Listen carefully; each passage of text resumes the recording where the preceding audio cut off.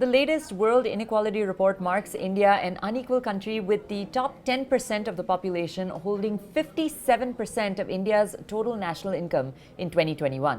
The report also states that the bottom 50% of the population in India hold only 13% of India's national income. Here's what you need to know about the report. Number one, what does the report say? The World Inequality Report 2022 came out earlier this week. Now, it was authored by co-director of the World Inequality Lab, Lucas Chancel, and coordinated by French economist Thomas Piketty.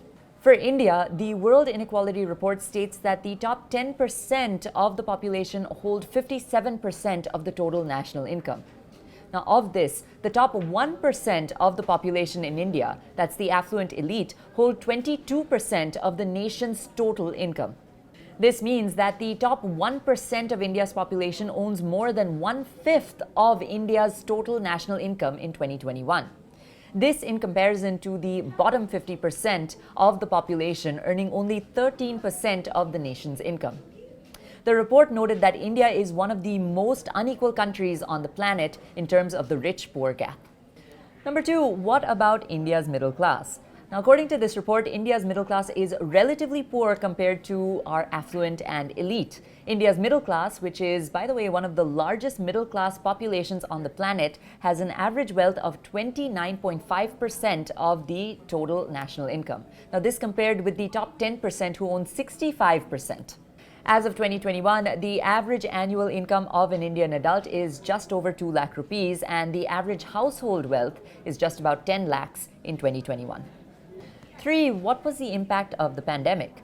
According to this report, a significant factor for the drop in global income was the coronavirus pandemic. It's also interesting to note that while some nations have been steadily getting richer over the past 4 decades, their respective governments have actually become poorer.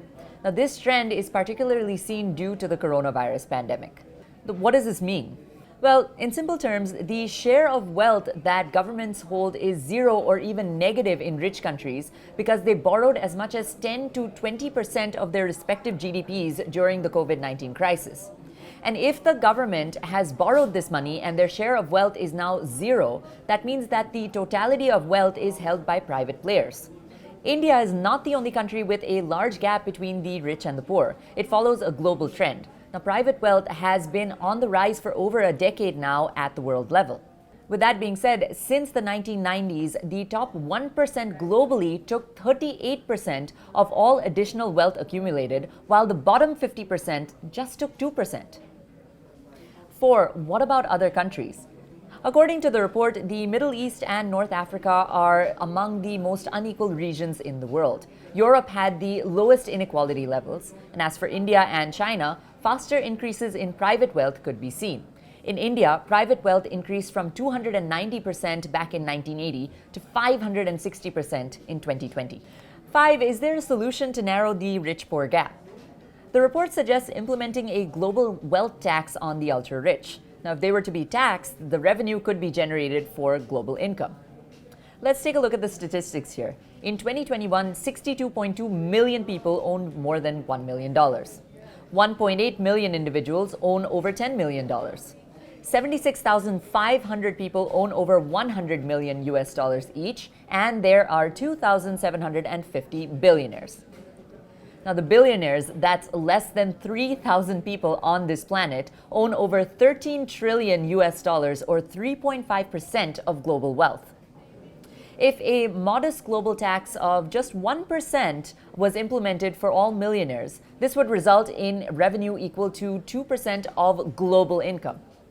Like, share, and comment on this video. Keep watching News 9. I'll see you next time. Till then, this is Priyanka signing off. Namaste.